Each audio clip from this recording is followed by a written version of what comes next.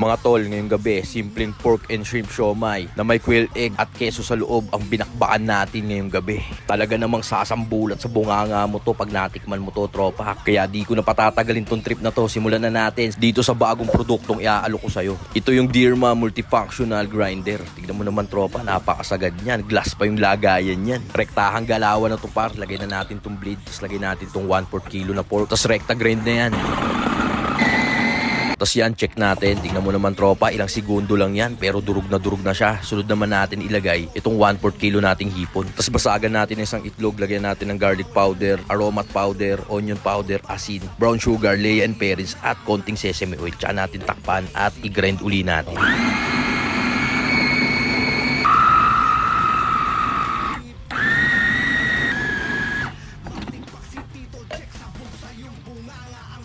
Tignan mo naman, par, kung gaano kasagad yan. Walang extender yan. Tapos yan, lagay tayo ng onion leeks, pampabango. Ganyan lang yung mga sikreto, tropa, para mabisa talaga yung siomai nyo. Tapos yan, sibakin na natin tong keso. Hindi na ako gumamit ng quick melt cheese kasi baka matunaw lang sa loob. Tapos yan, pahid na natin tong siomai peeling dito sa wonton. Saka natin lagyan ng keso at isang pirasong quail egg. Saka natin ikorting siomai, tropa. Tapos saka natin patungan uli ng siomai peeling. Tignan mo naman, tol, kung gaano kasagad yan. Tapos rekta lagay na rito sa lagayan. Bali nakagawa tayo ng 20 pirasong quality siomai. Tapos dito naman tayo sa steamer natin. Lagyan lang natin ng oil para di dumikit itong mga mabibisa nating siomai. Tapos lagyan lang natin ng sesame oil sa ibabaw para mabango siya habang ini-steam natin.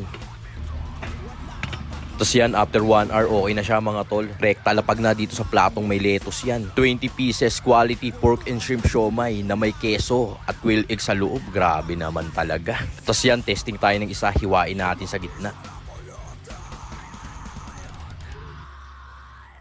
At yun, tapos na tayo gumawa ng mabisa nating FT. Tara, ratratan na! Yun, mga tol, ito na yung nagawa natin. Pork and shrimp siomai na may quail egg tsaka keso. Hindi na quick melt ginamit ko para hindi siya matunaw. Kasi ito yung ating chili garlic. Rektahan yan. Kita mo ba yan? Kanin kailangan dito. Grabe yung chili garlic, ang anghang. Kanin kailangan dito, tol. Yung talaga. Wala pang extender yan, para. Sarap. Dito naman tayo sa Toyo Mansi, mga tropa. Sobrang anghang eh. Kita mo ba yan? Quail egg, tsaka keso yan. Sarap. Walang extender. Purong pork at shrimp lang, mga tol. Grabe. Tripin nyo to sa inyo, mga tol. Panalo to. Isa pa tayo. Ito ng bisa.